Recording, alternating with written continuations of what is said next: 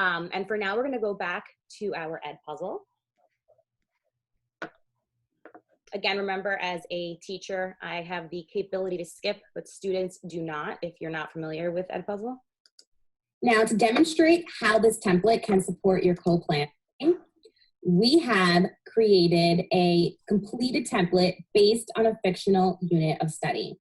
And we identified the digital platform as Google Classroom. Zoom and Screencastify are tools that can provide opportunities for teacher modeling, both synchronously and asynchronously in the digital classroom. For our demonstration purposes, we have selected Google Slides and synchronous Zoom meetings as possible ways for providing guided practice.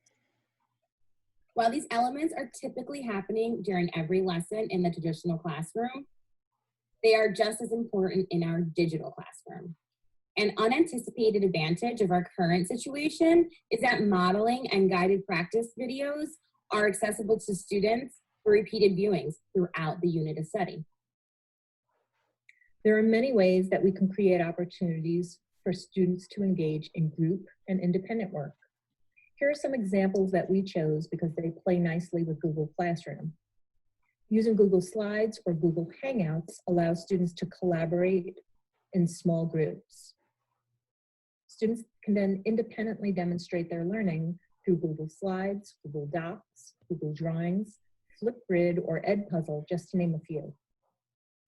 Additionally, many students may be seeking outlets for expressing their feelings or ways of processing their unique experiences. Designing independent work that allows for flexibility may also provide an opportunity for addressing social emotional considerations. Okay, so the first thing I wanted to point out is that in selecting the digital platform, ideally, it should be something that you and your students are familiar with, that you have used before in your traditional classroom. And similarly, when you're selecting the digital strategies and tools, you want to stick with tools that you and your students can use with ease, which will not cause any additional obstacles for our remote learners. So again, we're using Google Classroom, but we have learned from colleagues that platforms like Seesaw work well with younger students who are able to work independently and require less parental support and intervention. So during our co-planning conversations, we made many of our subsequent digital tool selections based on what worked well and was compatible with Google Classroom. So your co-planning decisions should be based around the digital platform that you and your co-teachers have selected or identified as best for your learners. So again, we're throwing it back to you. We want to know, what platforms are you using, and what are the other digital tools that you find work well with that platform to support all the components of instruction.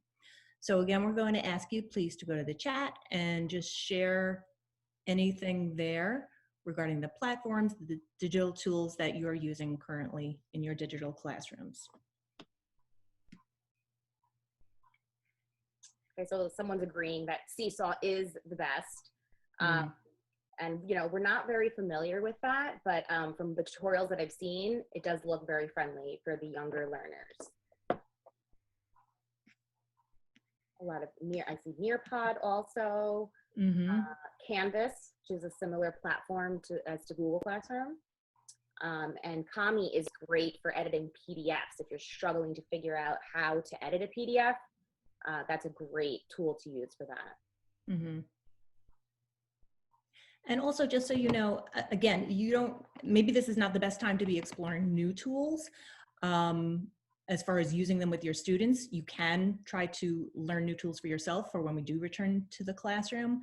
But it's also a great time just to explore if any of these options provide free versions of their platform, and you know what you can do within that free version in case your district does not subscribe to them.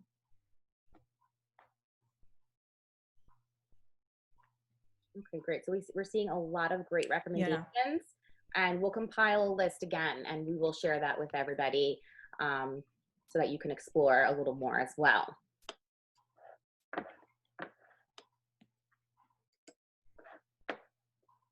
As we co-planned this unit of study, also completed the scaffolding grid at the bottom of the co-planning tool, giving similar considerations to the tools that pair well with Google Classroom, while also providing the scaffolds our students are accustomed to and allowing for equity and access and multiple opportunities for success.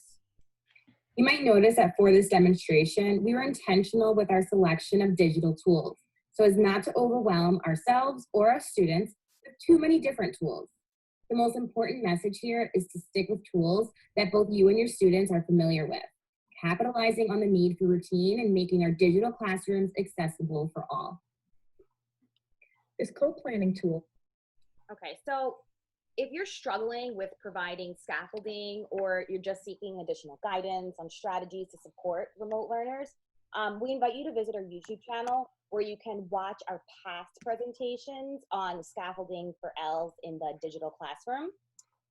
So we have a Powtoon on there, which is a brief 3-minute video, and also Tune In Tuesday, where we kind of really broke it down a little bit more for everybody. And Kelley is putting links in the chat right now to both of those YouTube videos.